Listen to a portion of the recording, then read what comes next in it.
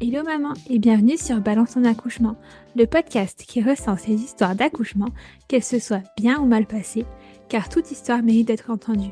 Vous écouterez ici des parcours faciles ou difficiles, des expériences uniques et surtout de la bienveillance et de la sincérité.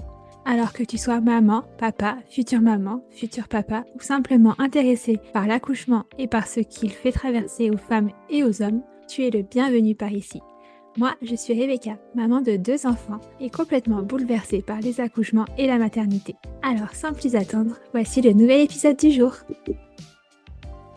Alors bonjour, merci à toi de me rejoindre pour ce nouvel épisode du podcast. Alors pour commencer, est-ce que tu pourrais te présenter s'il te plaît? Alors, je suis Jean-Daniel Henry, je suis sage-femme depuis quasiment 20 ans et je suis aussi photographe. J'accompagne des naissances à domicile. Enfin, j'ai accompagné jusque-là des naissances à domicile. Là, j'ai fait une petite pause pour justement pouvoir parler du projet et créer un débat pour pouvoir ouvrir la discussion sur la périnatalité plus largement que il y a l'accouchement à domicile, évidemment, hein, c'est un choix. Mais aussi sur la périnatalité parce que en tant que sage-femme, je me suis aperçu que aujourd'hui la périnatalité n'était pas du tout adaptée à ce que demandent les femmes, les couples. Et du coup, l'idée, c'est de pouvoir transformer un petit peu tout ça, prendre exemple sur les pays voisins, sur ce qu'il y a de bien, et créer aussi notre propre façon de voir la périnatalité. Ouais, sacré projet, hein. Là, tu te lances dans quelque chose d'assez gros. C'est vrai. Ok. Alors déjà, première question, tu valides bien qu'on dit un sage-femme, parce qu'il y a encore beaucoup de personnes qui disent «Ah, c'est sage-homme», mais non, c'est bien Alors sage-femme. non. Alors c'est ni sage-homme, ni maïeuticien. Parce que maïeuticien, c'est un terme qui a été proposé par l'Académie française mais refusé par notre Conseil de l'Ordre. Donc Ok, effectivement, on dit bien un sage-femme, puisque sage-femme, c'est la connaissance des femmes, c'est la sagesse. Et donc du coup, ça n'a pas de lien avec le sexe du soignant. ouais, donc c'est bien de préciser une bonne fois pour toutes. Voilà, comme ça c'est fait. Voilà. Alors du coup, déjà, est-ce que tu peux nous raconter comment tu es devenue sage-femme? Est-ce que c'était ouais, une vocation, un chemin? Est-ce que tu t'es retrouvée là un peu par hasard? Alors non, je me suis pas retrouvé là par hasard. En fait, moi, je m'intéressais à l'humain et je voulais plutôt m'intéresser aux enfants au départ, Ok. parce qu'il y a une relation très particulière entre l'adulte, enfin le soignant et enfin le pédiatre et l'enfant. C'est une relation dans le soin, en tout cas, où on doit vraiment faire attention à ce qu'on dit. Et à la justesse de ce qu'on dit, parce qu'un enfant, quand on lui dit par exemple une piqûre, bah ça fait pas mal, et que ça lui fait mal, après c'est Ouais. terminé la confiance. Et en fait, c'est ça qui m'intéressait. Sauf que le parcours aujourd'hui pour devenir médecin, c'est l'externat, puis après l'internat. Et en fait, au final, on se rend compte qu'on n'est pas certain à 100% de pouvoir faire ce qu'on veut vraiment faire. Et si c'est Ok. pour se retrouver sur quelque chose qui nous intéresse moins, ou qui ne nous intéresse pas, je trouve que c'est du coup une médecine qui va pas, parce que du coup on va pas pouvoir prendre soin des gens enfin comme il faudrait, puisque Hmm. je sais pas moi par exemple, moi je voulais plutôt m'orienter vers la pédiatrie. Si j'avais été gériatre par exemple, je suis pas sûr que j'aurais été hyper épanoui. Ouais, ouais, forcément, c'est Voilà. plus vraiment ce Alors que que tu c'est très bien, désirais. hein. Je veux dire, gériatre, il en faut et c'est très bien, mais c'est pas ma corde sensible, on va dire. Ok. Et puis donc en voyant ça, je me suis dit bah peut-être qu'il faudrait que je repense mes plans. Et j'ai la chance dans les amis de ma famille d'avoir une sage-femme qui m'a parlé du métier. Du coup, elle m'a dit, ah, bah, si tu veux travailler avec les enfants sur ce type de relation, etc., ça pourrait être intéressant que tu regardes ce que c'est sage-femme, parce que c'est vrai que on s'occupe des nouveau-nés, mais il y a aussi cette relation avec les couples qui peut être intéressante et qui pourrait te parler. Donc, je me suis un peu renseigné et puis je me suis dit, bah ouais, en fait, c'est vraiment bien ça. Et il y a l'aspect pédiatrique au départ, mais il y a surtout un aspect humain, et un aspect d'accompagnement très intéressant. Ouais. Et donc Ok. voilà, c'est comme ça que je me suis lancé dans sage-femme. Donc moi, j'ai pas passé la première année de médecine, c'était vraiment un choix. J'ai passé le concours de sage-femme, D'accord. qui n'existe plus maintenant d'ailleurs. Ok. Ouais, donc c'est vraiment une vocation qui t'a voilà, qui t'a saisi petit à petit. Exactement. Grosso modo, j'ai su fin de seconde, début de première. Ok. Ah oui, quand même. Ouais, C'était quand même assez tôt. ouais, ouais.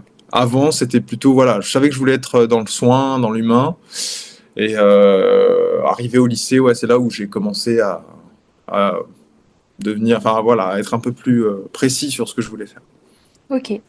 Et vu que c'est un métier qui est quand même malheureusement encore assez genré femme, est-ce que tu as eu des réactions de la part de ton entourage de choisir cette voie ou pas vraiment, vu Oui, qu'il y avait une amie de la famille en plus? ouais, enfin, pas forcément de ma famille, parce que oui, c'était. Enfin, voilà. Des potes, oui, bien sûr, forcément, Ouais. quand on dit qu'on veut faire sage-femme, Mais surtout à ça. l'adolescence en plus, si sa vocation arrivait tôt. Ouais, après, moi, je trouvais, enfin, justement, j'ai plutôt parié sur la différence et sur justement cette surprise quand on dit ce qu'on veut faire. Comme c'est un métier à 90, enfin, à l'époque, c'était 99% féminin, puisqu'il y avait 1% des hommes.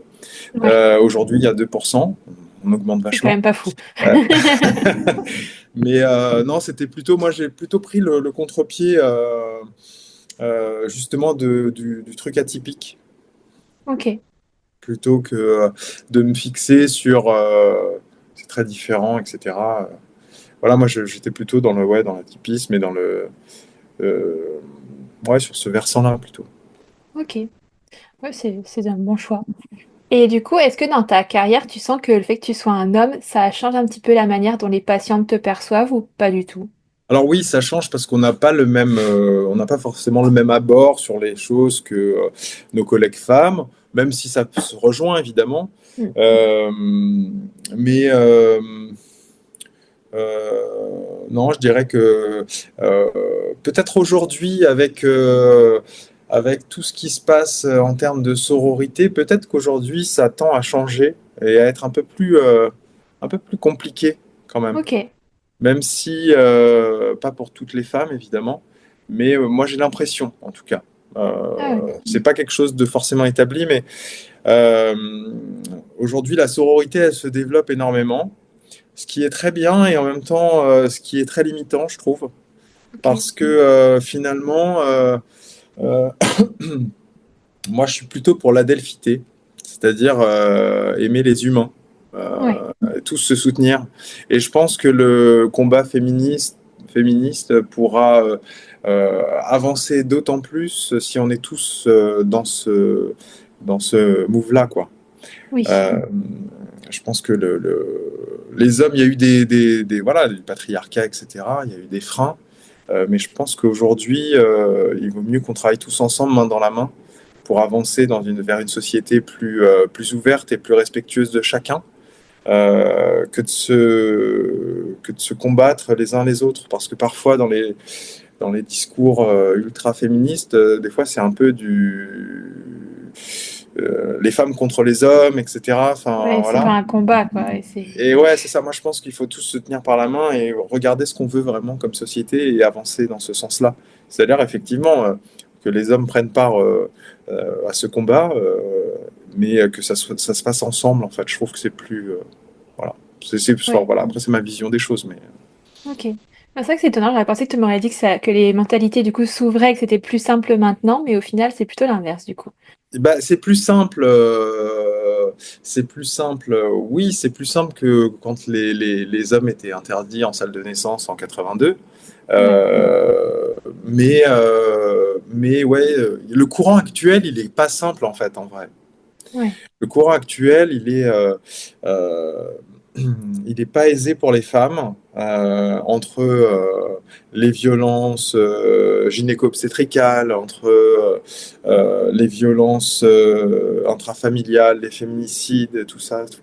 Enfin, tout est monté aux yeux de la population et du coup, effectivement, je pense que c'est pas simple en ce moment. C'est pas une phase simple pour le féminisme, pour les hommes non plus, dans le monde. Enfin voilà, on voit que c'est un peu compliqué, quoi. Ouais, il y a beaucoup de peur en ce moment. C'est vrai que de Ouais. manière générale. Ok. Et dans ta carrière, est-ce que tu as dû faire face à des préjugés ou des freins du fait que tu étais un homme dans un monde de femmes, du coup? Ou ça t'a Euh, réussi rapidement à te... Moi, j'ai pas, en tout cas, j'ai pas, je me suis pas senti victime de quoi que Ok. ce soit. Ouais. Voilà, moi je pense que comme comme je l'ai dit il y a 5 minutes, on est tous, on a Oui. tous des objectifs. Tant qu'on est sur la même longueur d'onde, je pense que ça va. Non, j'ai pas senti quoi que ce soit de néfaste en fait pour mon projet de vie, pour ce métier, etc. Après, par contre, effectivement, dans la société globale, concernant les sages-femmes, on voit une invisibilité. Oui. Et ça, c'est lié au fait que ce soit, malheureusement, c'est lié au fait que ce soit une profession à 98% féminine, je pense. Parce que, par Oui. exemple, les dentistes, les médecins, les autres professions médicales sont beaucoup plus valorisées que le métier de sage-femme.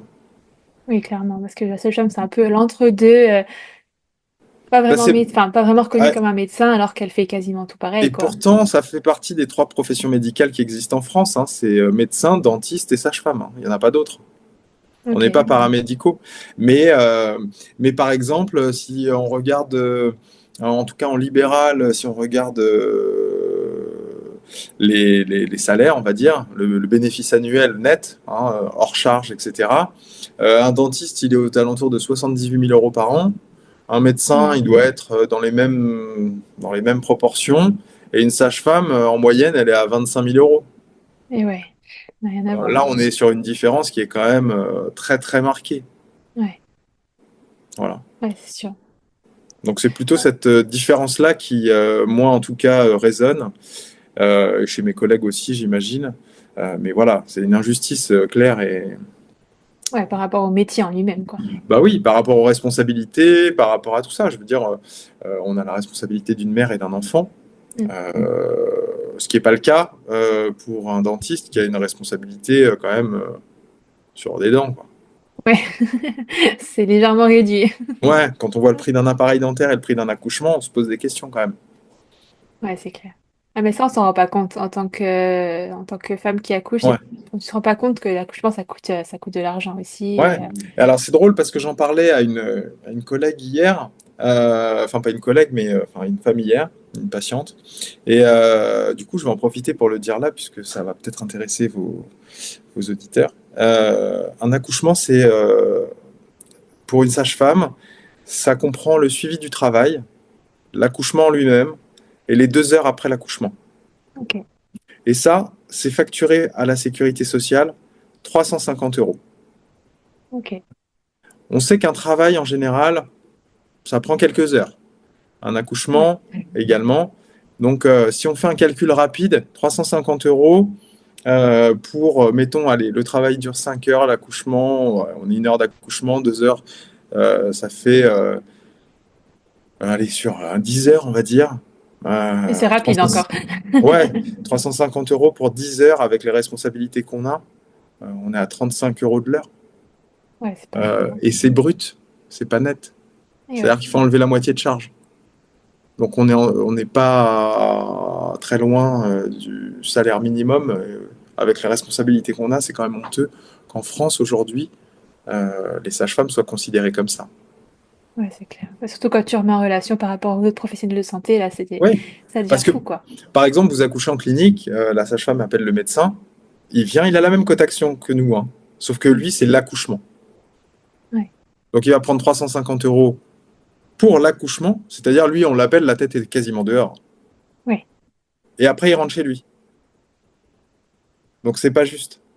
Oui, il n'y a pas les 2 heures après l'accouchement, plus tout ce qui s'est passé avant. Plus tout ce qui s'est passé avant, parce que tout ce Oui, qui s'est passé surtout. avant, c'est de la disponibilité.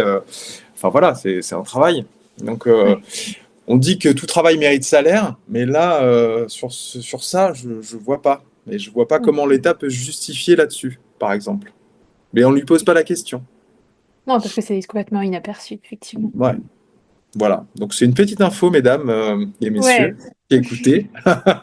Voilà, si ça vous choque, bah, n'hésitez pas à suivre le projet parce que le livre The Origin, c'est un livre pour parler de l'accouchement à domicile, mais de la périnatalité plus largement, et aussi des sages-femmes.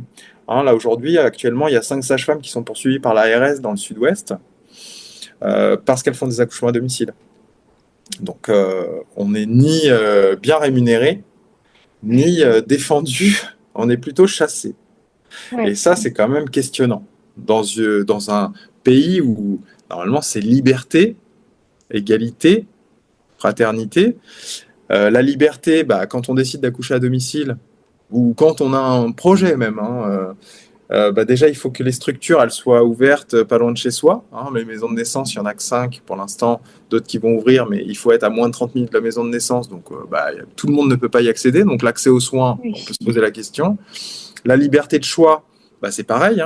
Et puis, quand on voit aujourd'hui, donc il y a la liberté de choix pour accoucher, mais aussi la liberté de pouvoir décider quand est sa fin de vie. On voit que c'est encore en discussion, mais que c'est compliqué. Donc les deux extrêmes de la vie, finalement, ne sont pas considérés par liberté, égalité, fraternité, parce qu'on n'est ni égaux, ni libre de faire ce qu'on ressent comme juste. Et ouais. Remis en situation comme ça fait peur, hein. Ouais. Ok. Bon, justement, si on rebondit, qu'est-ce qui t'a poussé à accompagner les femmes dans les accouchements à domicile? Alors moi, j'ai travaillé pendant 2 ans en type 3, Ok. notamment à Béclair et à Créteil. Le dernier poste que j'ai eu, c'était à Créteil et le chef de service a voulu augmenter le nombre d'accouchements et le nombre de salles de naissance. Et puis un soir, j'étais de garde en salle de naissance et un jeune couple très jeune qui accouche avec moi. Et j'ai pas le temps de les féliciter et même de voir le bébé qu'on vient me chercher pour un deuxième accouchement. Ok. Et là, je me suis vu comme Charlie Chaplin dans les temps modernes, avec sa clé à molette et ses tics. Et je me suis vu faire les accouchements à À la la chaîne. chaîne. Ouais. Ouais, et je me suis dit, non, c'est pas possible, c'est pas ce que je veux pour ma vie. En tout cas, ça me correspond pas. Ouais. Et Surtout donc, pour l'aspect humain que tu voulais dans ta profession, là, quand tu étais en train de tout perdre, quoi. c'est ça, exactement. Donc, du coup, à partir de ce soir-là, je me suis dit, bon, il faut que je change. Et je me suis dit, c'est le moment peut-être de me mettre en libéral et de pouvoir peut-être avancer différemment. Et voilà, c'est ce Ok. que j'ai fait. Et je sais pas, 3 mois après, j'étais en libéral. Ok. Et du coup, en libéral, accompagnement d'accouchement à domicile Alors, directement ou juste non, libéral? alors au départ, en fait, c'était en 2008. Donc ouais, 2008. L'accouchement à domicile, aujourd'hui, c'est compliqué encore, mais c'était encore plus compliqué à ce Et oui. moment-là. Donc moi, j'ai fait beaucoup de suivi de travail à domicile. C'est-à-dire que les femmes qui accouchent à l'hôpital, j'allais chez elles pour suivre le travail. Et puis après, Ok. je les accompagnais à la maternité. J'ai fait ça pendant un moment. Et puis rapidement, j'ai eu un plateau technique où du coup, j'accompagnais les femmes et les couples dans une maternité. Ok. Jusqu'à après l'accouchement et tout ça. Puis, bon, il faut savoir que l'accès au plateau technique, c'est très compliqué. Le public, enfin le privé dans le public, pour les médecins, ça pose aucun problème, mais pour les sages-femmes, c'est compliqué. Toujours Et pareil. donc, du coup, ouais, c'est ça. Et à un moment donné, donc le contrat s'est arrêté. J'ai travaillé au groupe Naissance à Paris, qui travaille dans une clinique. Et c'est à ce moment-là où je me suis dit, en fait, ça serait pas mal de pouvoir les accompagner à domicile parce qu'il y avait une forte demande. Puis après, il y a eu le Covid et ça a explosé encore plus. Ouais. Et du coup, je me suis dit, c'est peut-être une bonne chose. Et puis voilà, je me suis lancé dans les accouchements à domicile, sachant que voilà, quand j'avais un plateau technique, ça m'est déjà arrivé d'avoir des accouchements inopinés à domicile, mais là, c'était vraiment voulu et réfléchi. Ok. Et qu'est-ce qui change dans l'organisation du coup pour accompagner des accouchements à domicile du côté sage-femme du coup? Je sais qu'il y a des Qu'est-ce qui assurances qui sont quand même assez importantes. Alors, normalement, on est censé avoir une assurance. Ok, Sauf qu'en France, il existe un assureur qui assure pour quelque chose comme 28 000 euros par an. d'accord. C'est à peine ce qu'on gagne. Ouais, bah oui, forcément. Donc, c'est impossible. Donc, toutes les sages-femmes, la plupart en tout cas, parce que, enfin, en tout cas, cette assurance-là, voilà, exercent sans assurance. Ok. Ce qui pose un problème éthique, on va dire, parce que parce qu'on peut être accusé de défaut d'assurance. Alors aujourd'hui, ils ne le font pas, mais il y a quand même 5 sages-femmes qui sont poursuivies par l'ARS. Et ce défaut d'assurance, c'est aussi une facilité pour nous mettre la pression. Aujourd'hui, on parle beaucoup de l'Europe. On parle beaucoup des concurrences entre assurances, entre assureurs. C'est inexistant pour l'accouchement à domicile. Et on ne peut pas aller chez nos voisins européens qui assurent, par exemple, hein, les Belges ou les Suisses pour 1 000 € par an. Et ouais. Donc moi, j'aimerais qu'on me dise pourquoi en France, ça serait 28 000 € par an et pas 1000 comme en Belgique ou en Suisse ou aux Pays-Bas. Qu'est-ce qui fait la différence? Les Françaises ont vraiment un problème pour accoucher ou est-ce que c'est les autres qui accouchent mieux que les Françaises? Qu'est-ce qui se passe? Pourquoi c'est quasiment 28 fois plus cher? Qu'est-ce qui Ouais. motive les assureurs? Quelles sont leurs justifications? C'est pareil, quand les maisons de naissance ont ouvert, on a vu nos assurances flamber x3, x4, Ah ouais. avant même qu'il y ait des accidents en maison de naissance. Juste en disant, oui, mais en fait, comme il y a les maisons de naissance, forcément, il y aura plus d'accidents. Un raisonnement bizarre. Voilà. Donc, Ok. l'État ne fait rien pour ça, pour nous, pour nous accompagner, pour nous aider, pour organiser les choses.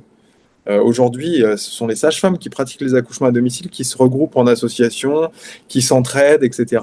Mais on n'a aucune aide de l'État, aucun accompagnement. Euh, toutes les lettres, toutes les choses qu'on fait restent lettres mortes. Donc, qu'est-ce qu'il faut Ouais. faire pour être entendu? Ouais, c'est un combat qui n'est même pas entendu au final. Ouais, c'est ça. Tant qu'on n'arrive pas à être visible dans les médias euh, et être visible pour les ministres, euh, compliqué. Ouais, c'est sûr.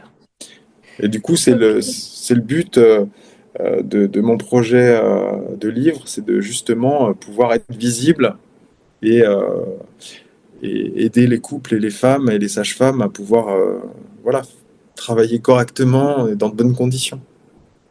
Ouais. Ouais, c'est un projet qui est multifacette. Ouais, tout à fait. Ok. Et d'un point de vue, je dirais humain, entre guillemets, Mm. qu'est-ce qui fait qu'un accouchement à domicile est différent d'un accouchement hospitalier, outre l'aspect Bah, légal? la grosse différence, c'est que quand un couple va accoucher à l'hôpital, ils se rendent dans une structure qui n'est pas chez eux. Ils Ouais. se rendent à l'hôpital, donc ils subissent euh, le fonctionnement de l'hôpital. Alors quand je dis subir, c'est pas. On a besoin de maternité, on a besoin d'hôpitaux. Hein. C'est pas du tout une guerre hôpital libéral machin. Non, ça n'a rien à voir. On a besoin de l'hôpital. Mais effectivement, il faut que l'hôpital puisse prendre en charge les patientes qui en ont besoin et Ouais. qu'on puisse laisser aux patientes qui n'ont pas forcément besoin de l'hôpital le choix. Mm. Et c'est ça qui est important. Aujourd'hui, donc, un couple va à l'hôpital, bah, il subit un peu les protocoles, la plus ou moins ouverture, etc. Tandis que quand on va à domicile, c'est le couple qui nous invite chez eux. Ouais. Donc du coup, on n'a pas du tout la même posture. On est invité à les aider. Donc du coup, et on est disponible pour eux. Alors, il y a une sage-femme pour un couple. Et Pas oui. comme à l'hôpital où il y a une sage-femme pour en général deux, trois patients. Et puis tu as le temps là pour le coup. C'est ça. Et puis tu as sûrement fait toute une préparation aussi en amont qui permet d'avoir créé le lien de confiance. Bien sûr, bah, il y a 9 Ouais. mois il y a 9 mois en général de connaissance du couple. Donc voilà, on arrive à avancer plus facilement.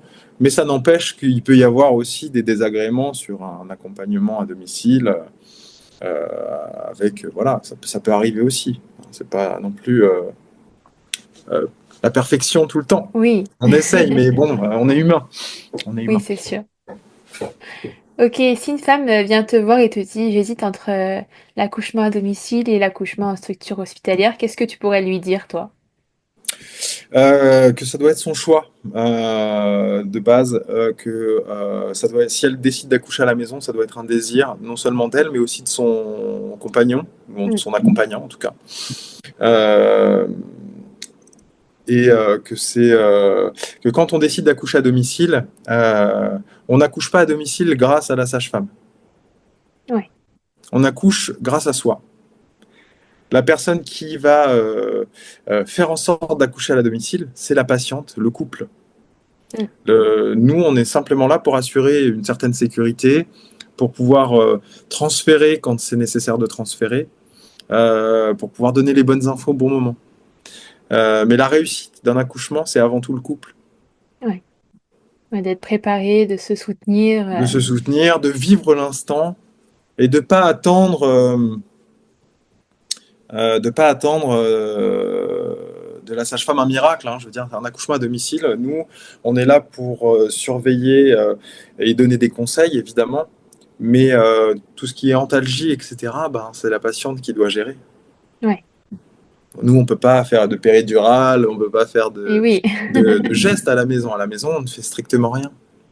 Et oui, on laisse faire et justement on surveille si tout va Exactement. bien, mais Ouais. Et puis on laisse les couples aussi tranquilles, libres. Enfin voilà, l'idée c'est de trouver, c'est pas facile, hein, mais c'est de trouver un équilibre euh, entre laisser les couples libres de faire au rythme qu'ils souhaitent les choses et en même temps cette surveillance sans être trop présent, sans limiter les couples. Enfin voilà, donc c'est vraiment un équilibre très délicat. ouais. Et vraiment là, c'est le côté humain que tu cherchais dès le départ. Du coup, là, t'as été Ouais, en plein dedans. c'est ça. Ok. Et du coup, qu'est-ce qui t'a décidé à mêler ton métier de sage-femme avec le métier de photographe, du coup? Bah, en fait, au départ, je prenais des photos pour les couples, pour Ok. qu'ils aient une trace, un souvenir. J'ai toujours fait de la photo, j'ai participé à Paris Jeunes Talents, j'ai exposé au Lutetia, au Pavillon des Lettres, j'ai fait une expo pour le SIDAction. J'ai fait un documentaire en Arménie avec un ami journaliste. On a fait un événement avec projection d'un documentaire avec des photographies à l'intérieur et un orchestre qui joue. Euh, et beaucoup de personnes à qui j'ai montré les photos d'accouchement euh, m'ont dit mais il faut absolument que tu fasses quelque chose avec ça. Ça se voit pas ailleurs. C'est quelque chose qui voilà qui est à montrer. Et donc du coup je me suis dit au début j'avais peur d'être un peu enfermé dans les photos de naissance, etc. Mm. Parce que je fais pas que ça évidemment. Et on m'a dit non, mais il faut absolument que tu réussisses à faire un truc avec et tout. Et puis, j'ai eu la chance de rencontrer un éditeur de livres photographiques, c'est Images Plurielles. Et après discussion, ils ont accepté de me suivre dans ce projet avec des préventes. J'ai fait les préventes à partir d'août. Août, septembre, octobre, novembre, décembre. Grosso modo, en 4-5 mois, on avait quasiment fait les préventes et on a lancé l'édition du livre. Ok. Ouais, donc c'est assez rapide au final. Ouais, ça a été assez surprenant, ça a été assez rapide. Après, c'est toujours très difficile de se rendre compte de la rapidité parce que c'est jamais assez rapide en fait. Ouais, forcément. Quand t'as Parce l'idée en que tête, c'est tout de oui, c'est suite. ça. Et puis l'idée, c'est vraiment de pouvoir adresser ce livre au grand public. Ouais. Et pas que aux gens qui sont pour l'accouchement à domicile ou pas que aux femmes qui sont enceintes, mais vraiment de pouvoir créer un mouvement, quelque chose. Et donc, plus on touche de gens, plus ça sera visible. Donc, c'est vrai que c'est toujours. Il y a une partie de moi qui me disait ah c'est super, on avance dans les préventes et tout, et puis il y en a une autre qui me disait ah mais il faut que ça soit plus rapide, il faut que... enfin voilà. Ouais. Et donc, c'est tout un dilemme parfois. Mais oui, non, non, j'étais vraiment très content que ça soit bien suivi et tout. Mais on voit aussi la réalité des choses, c'est-à-dire que quand on demande de l'aide, on n'est pas toujours entendu et aidé. C'est ce que je disais tout à l'heure avant qu'on commence l'enregistrement, c'est qu'il y a plein de podcasts que j'ai sollicités qui sont dans ce thème-là et qui pourraient faire quelque chose de très intéressant. Et bah, il y a beaucoup de lettres mortes, quoi. Ouais. Ouais, toujours pareil. Enfin, ça dépend. Après, faut agir, faut changer, et ça, c'est parfois compliqué. Ouais, c'est ça. Ok. Et du coup, est-ce que tu as des souvenirs de une ou plusieurs photos qui t'ont vraiment marqué, qui t'ont voilà, et tu peux nous raconter un petit peu l'histoire qui va avec? Oui, alors, il y a, dans le livre, il y a plusieurs photos qui m'ont marqué, mais notamment celle-là. Ok, je la mettrai dans les Elle est sur mon publications. Insta, normalement, tu pourras la trouver. Ouais. Celle-là, elle m'a marqué parce que j'ai deux photos comme ça où c'est vraiment. Là, le bébé doit avoir, je sais pas, je dirais 5 secondes, un truc comme ça. Ok. C'est-à-dire que c'est l'instantanéité de la découverte Ouais. quand la femme prend son bébé dans les bras pour la première fois et qu'elle a réussi son projet, qui lui tenait vraiment à cœur. Dans son regard, on lit à la fois la surprise d'avoir ce bébé dans ses bras et en Mm. même temps cette fierté et en même temps je l'ai fait. C'est ça. Son mari derrière qui est dépassé par l'émotion. Donc ouais, donc je me rappelle vraiment de cet accouchement. J'en ai parlé en plus parce que je l'ai eu il y a pas très longtemps au téléphone et j'en ai reparlé avec elle et ouais, c'est vrai que il y a beaucoup d'accouchements, enfin quasiment tous les accouchements qui sont dans ce livre. Il y a un moment, quelque chose qui m'a marqué. Enfin voilà, c'est des moments très intenses, même si on est professionnel de santé. On a un orteil dans la famille quand même à ce moment-là. Ouais. Ouais. Tu l'as Donc, accompagné dans cet empouvoirment de réussir à accomplir son projet jusqu'au bout et ouais, d'avoir réussi à le faire toute seule, même si tu étais là pour aider, ouais, mais moi juste pour aider, quoi. j'ai pas fait grand-chose. Moi, j'ai pris des photos et puis j'ai surtout veillé à ce que le bébé aille bien et qu'elle Ouais. puisse le faire dans de bonnes conditions. Mais oui, oui, non, enfin, chaque accouchement a une petite histoire, un petit truc. Voilà. Donc on sait que, je le rappelle, mais que l'accouchement à domicile doit être un accouchement normal, physiologique, par voie céphalique, sur un utérus sain qui n'a pas de cicatrice. J'ai une patiente un jour qui m'appelle, donc pareil, hein, je la suivais, on se connaissait bien et tout ça, c'était le jour enfin, le terme, le jour du terme. Ouais. Et quand j'arrive chez elle, je la sens un peu tendue dans la piscine. C'est son deuxième. J'écoute le bébé, je l'entends, mais je l'entends de loin. Et donc, pour pouvoir mieux l'entendre, je lui propose de sortir de la piscine. Donc, on arrive à sortir de la piscine. Au moment où elle a les deux pieds en dehors de la piscine, elle m'agrippe le cou et elle commence à se mettre à pousser, quoi. Donc, Ok. rapidement, je chope son mec pour pouvoir faire l'échange de place. Ouais. Donc, je lui laisse ma place, il s'assoit sur le ballon, elle se suspend à son cou. Moi, je me prépare et puis je me retourne vers elle. Et donc, je vois qu'effectivement, elle pousse et il y a quelque chose qui commence à sortir. Et je me dis, oh là là, le bébé doit être gros parce qu'il y a une sacrée bosse. J'avais une doula avec moi qui était derrière. Et puis, je me rapproche et en fait, là, je vois que c'est une vulve. Ok. Et donc, du coup, C'est pas. c'était un siège qui n'était pas prévu du tout puisque la dernière échographie, le bébé était la tête en bas. Ok. Et donc voilà, donc du coup, elle nous a fait un siège à domicile surprise. Donc ça, c'était très, voilà, c'est une expérience que j'oublierai jamais. C'est Et tellement ouais. c'était intense émotionnellement pour elle, pour moi, pour la doula qui était derrière. Ça s'est très très bien passé, voilà. On a Ouais. eu, mais c'est vrai que voilà, c'est d'un coup, en quelques secondes, il faut se remettre les La images d'un casquette, accouchement par le siège, ouais, tu vois. c'est ça. Et, et puis surtout, voilà, faire en sorte il y ait le moins de problèmes possible parce qu'un siège, on sait que ça peut. C'est un accouchement physiologique, mais c'est un accouchement un peu particulier parce qu'il n'y en a pas beaucoup et parce qu'on n'a pas l'habitude, forcément. Puis à domicile, Ouais. encore moins. Ok. Donc voilà. Et si tu l'avais su que c'était un siège avant, ça aurait pas Alors, pu se accoucher passer à à la domicile? maternité. Ok. Voilà. Ah oui, oui, Ouais, trop. c'est un feu orange. Oui. L'accouchement par le siège, c'est un feu orange. Il peut y avoir trop de choses derrière.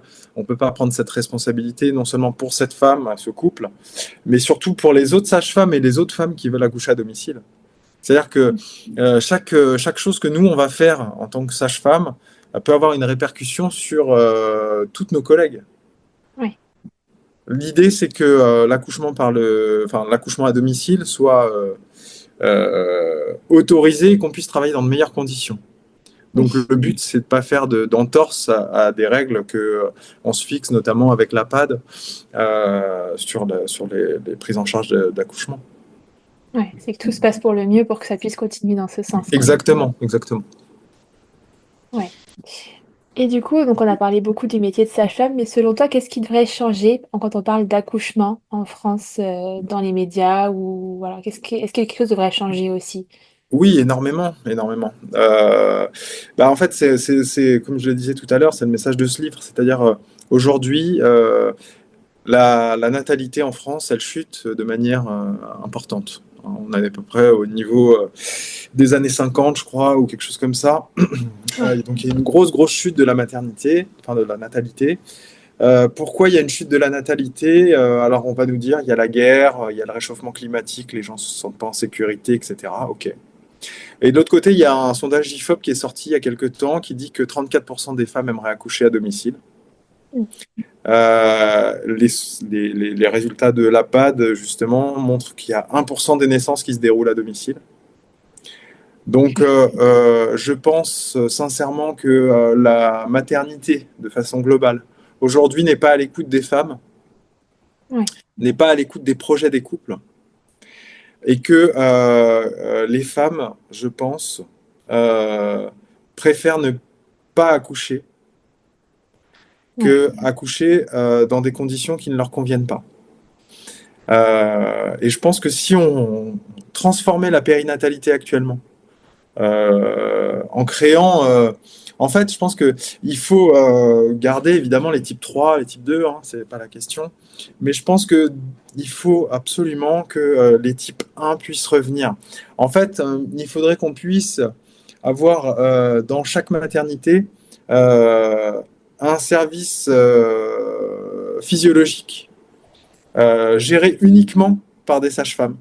Ouais. C'est-à-dire mettre en avant notre profession dans la physiologie. Et le service pathologie soit géré par en chef de service médecin et des sages-femmes.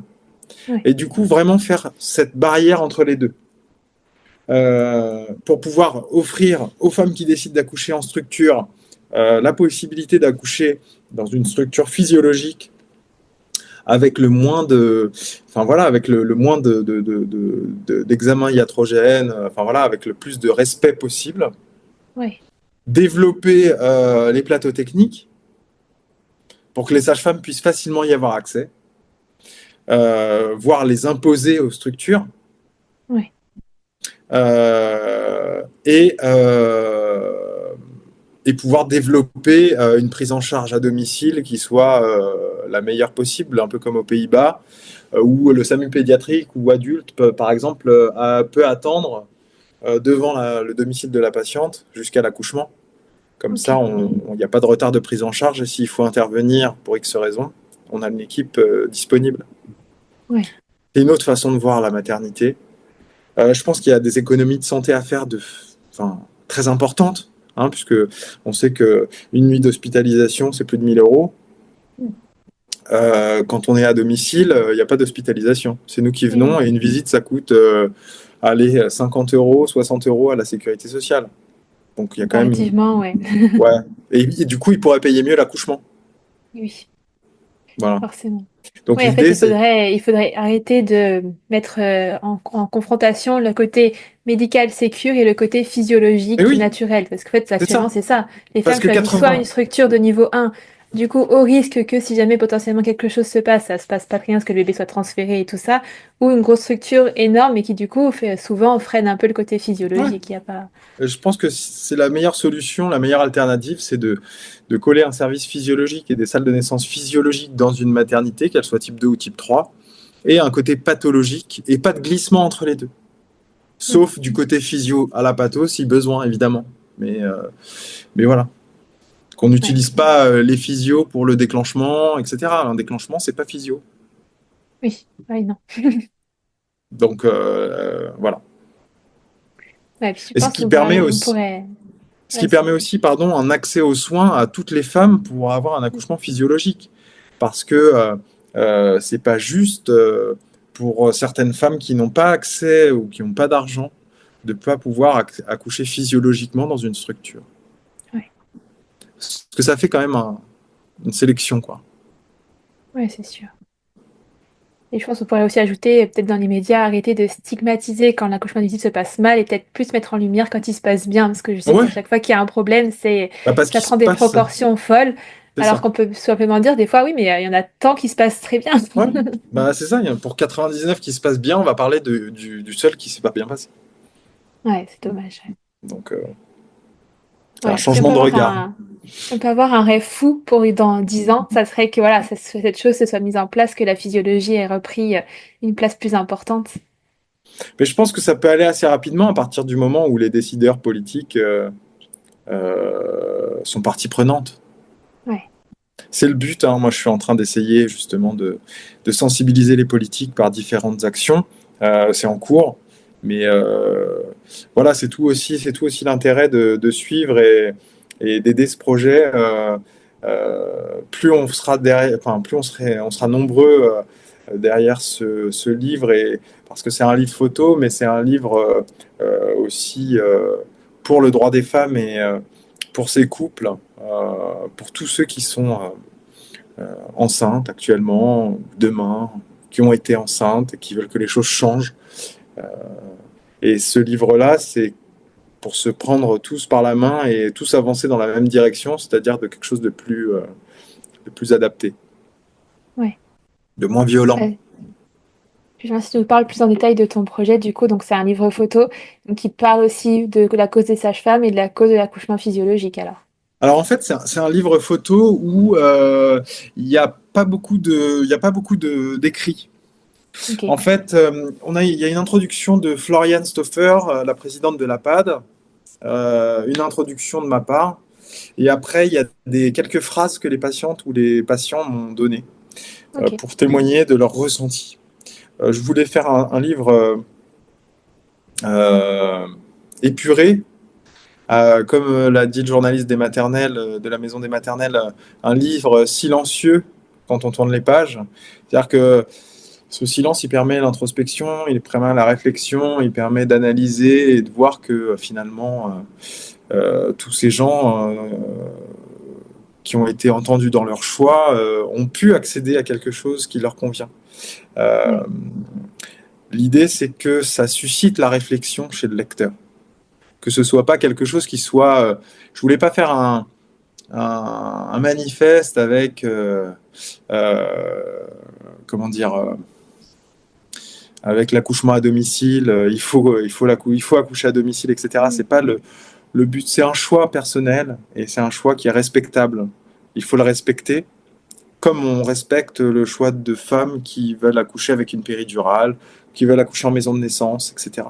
Et il faut qu'on puisse rester ouvert à ces couples et à leurs désirs pour justement modifier cette périnatalité et cette natalité qui est en chute libre.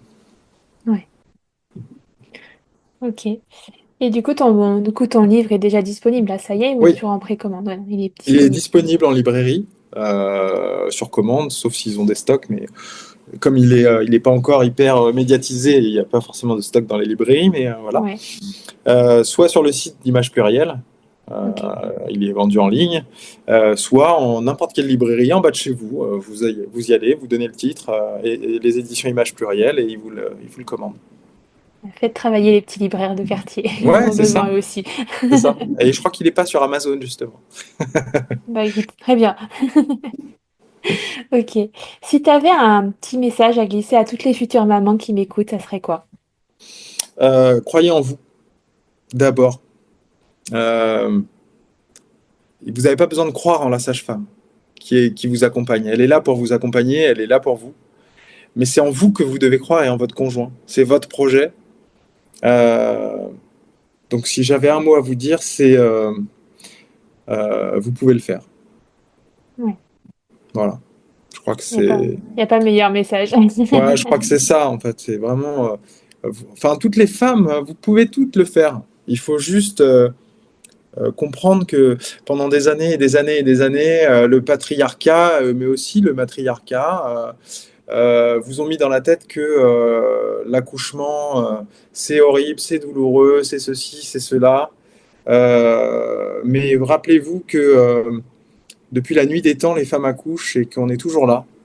Ouais, Et que si c'était si horrible que ça, on serait plus là, ouais, tout en le monde a vrai. arrêté. Ouais. Et donc, je pense que dès qu'on récupère l'activité, le mouvement, euh, l'envie, je pense que oui, c'est intense. On va pas se le cacher, hein.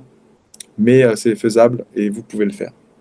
Ouais, c'est aussi bien physique avec le mouvement que mental de se dire je peux le faire. Parce que si tu crois pas, tu n'y arriveras pas. Si tu crois pas, tu n'y arrives pas.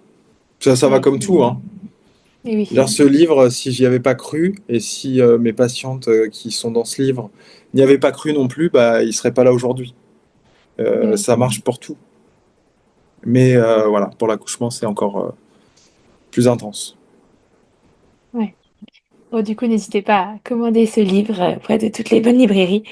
Et du coup, si on veut suivre ton travail, tes photos, est-ce qu'il y a un endroit où on peut te contacter? Oui, vous pouvez aller sur Insta. Donc mon nom de compte, c'est JDH, comme Jean-Daniel Henry, underscore photographe sans E. Ok.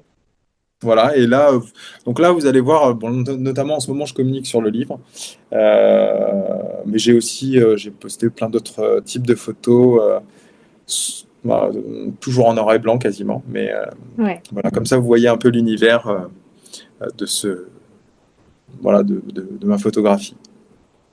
Bien.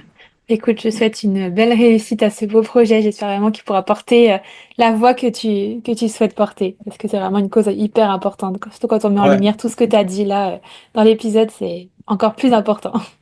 super, bah, merci beaucoup, merci beaucoup. Et il faut pas hésiter à suivre parce que j'essaye justement de faire des événements un peu politiques pour justement soulever le débat. Et au moment, si ça se fait, j'aimerais beaucoup que les gens qui sont intéressés par ce sujet ou qui soutiennent ce sujet puissent venir pour faire le buzz et pour montrer que c'est pas juste une petite niche de Mm. personnes qui l'a couché au fond de la ferme, etc., mais que ça intéresse aussi des Parisiens, des Bretons, enfin voilà. L'idée, Ouais. c'est de créer un mouvement pour ouvrir ce débat sur la périnatalité et remettre les choses à plat avec des gens des sages-femmes qui connaissent le travail et qui peuvent donner un avis plus éclairé que des bureaucrates qui ne connaissent que la comptabilité hospitalière. Ouais. On n'est pas des euros, on n'est pas des chiffres, on est des humains. Et je pense qu'il faut prendre le temps de s'écouter et d'écouter ce qui est important voilà, pour les humains. Ouais, surtout si on repart un peu, s'accompagner un des plus beaux et des plus importants moments de la vie quand même. Donc, Ouais, c'est ça. C'est ça. c'est clair. Et comment essayer de faire du bruit alors? Tu crées un mouvement, c'est ça? Euh, Bah là, j'ai fait une demande pour faire une exposition à l'Assemblée nationale Ok. parce que ceux qui sont les décideurs politiques, c'est eux, hein, c'est les Ouais. législateurs, c'est eux. Et je pense que ça peut être le moyen d'ouvrir le débat, c'est de les solliciter directement, de les interpeller avec des images Ouais. et éventuellement du monde si jamais on arrive à se réunir. Ok. En tout cas, j'invite tout le monde à te suivre si vous êtes intéressé par la cause. Au moins, les actualités seront en temps réel. C'est ça, exactement. Et ben, merci beaucoup à toi pour tout ça. Eh ben, merci beaucoup. Merci beaucoup d'avoir écouté cet épisode jusqu'au bout. S'il t'a plu ou si le podcast de manière générale te plaît, n'hésite pas à me laisser une petite note sur ton application d'écoute préférée. 5 étoiles, ce serait l'idéal. Et pour découvrir d'autres histoires aussi passionnantes qu'intéressantes, rendez-vous mercredi prochain. À très vite!